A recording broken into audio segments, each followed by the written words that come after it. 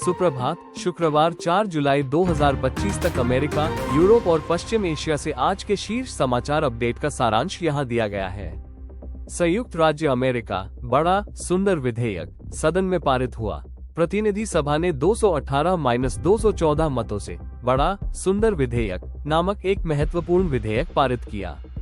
यह विधेयक राष्ट्रपति ट्रंप के दूसरे कार्यकाल का एक हस्ताक्षर है, जिसमें प्रमुख व्यय कटौती और कर छूट शामिल है, विशेष रूप से इलेक्ट्रिक वाहनों के लिए संघीय कर प्रोत्साहन समाप्त करना और सीमा प्रवर्तन के लिए पर्याप्त धन आवंटित करना, जिसमें सीमा की दीवार को पूरा करना शामिल है।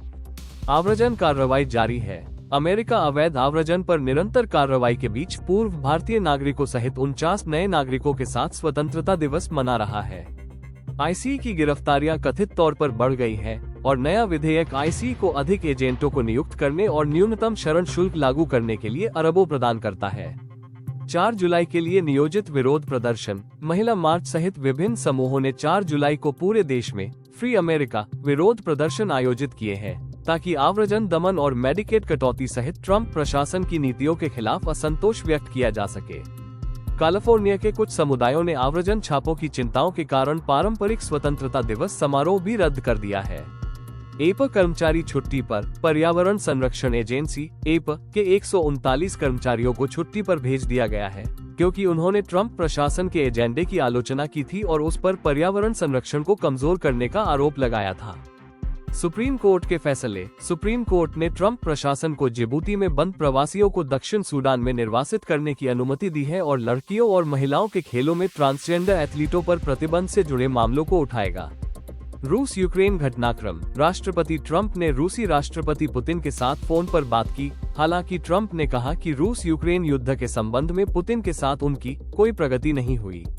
अमेरिका ने यूक्रेन को कुछ हथियारों की खेप भी रोक दी है। अन्य मुख्य समाचार। शिकागो के एक नाइट क्लब के बाहर सामूहिक गोलीबारी में 4 लोगों की मौत हो गई और 14 घायल हो गए। इंजन फेल होने के जोखिम के कारण निसान 480,000 से अधिक वाहनों को वापस बुला रहा है। नासा ने एक नया अंतरतारकीय धूमकेतु खोजा है। यूरोप। अत्यधिक गर्मी ने यूरोप को जकड़ लिया है। पश्चिमी यूरोप के बड़े हिस्से में भीषण गर्मी पड़ रही है। तापमान औसत से काफी ऊपर है, जिससे वायु प्रदूषण में वृद्धि हो रही है और जंगल में आग लगने का खतरा बढ़ गया है। स्पेन, पुर्तगाल, इटली और ग्रीस विशेष रूप से प्रभावित है। कुछ क्षेत्रों में तापमान 40 डिग्री सेल्सियस से अधिक है। यूक्रेन युद्ध अपडेट। रूस ने कथित तौर पर कीव पर रात में एक विशाल बैलिस्टिक मिसाइल हमला किया। यूक्रेनी अधिकारियों ने कहा कि रूस अपने नुकसान के पैमाने को स्वीकार करने से डरता है। चीन के विदेश मंत्री वांग यी ने कथित तौर पर यूरोपीय संघ से कहा कि बीजिंग यूक्रेन में रूस की हार बर्दाश्त नहीं कर सकता। रूस अफगानिस्तान में तालिबान सरकार को औपचारिक रूप से मान्यता देने वाला पहला देश बन गया है। ईयू और टेक दिग्गज। मेटा और टिकटॉक ईयू की दूसरी सबसे बड़ी अदालत में टेक फीस को चुनौती दे रहे हैं। फ्रांस में हड़ताल से यात्रा बाधित। फ्रांस में हड़ताल के कारण रेयानेर ने 170 उड़ानें रद्द कर दी, जिससे 30,000 यात्री प्रभावित हुए और यूरोप में गर्मियों में यात्रा बाधित हुई। जर्मनी ट्रेन हमला। एक 20 वर्षीय सीरियाई व्यक्ति ने जर्मन ट्रेन हमले में यात्रियों को हथौड़े से निशाना बनाया। कानूनी घटनाक्रम। ईरान में जासूसी के आरोप में एक फ्रांसीसी जोड़े को 3 साल से अधिक समय तक हिरासत में रखा गया है। एक यूक्रेनी अदालत ने एक ऐतिहासिक फैसले में एक समलैंगिक जोड़े को एक परिवार के रूप में मान्यता दी है। पश्चिम एशिया। ईरान पर अमेरिकी प्रतिबंध। अमेरिका ने 12 दिनों के युद्ध में संघर्ष विराम के बाद ईरान पर प्रतिबंधों की पहली लहर जारी की है। ईरानी तेल की तस्करी में मदद करने के आरोपी एक इराकी व्यवसायी पर वित्तीय दंड लगाया है। क्षेत्रीय तनाव में वृद्धि। तनाव उच्च बना हुआ है, विशेष रूप से इजराइल और ईरान हौथी विद्रोहियों के बीच।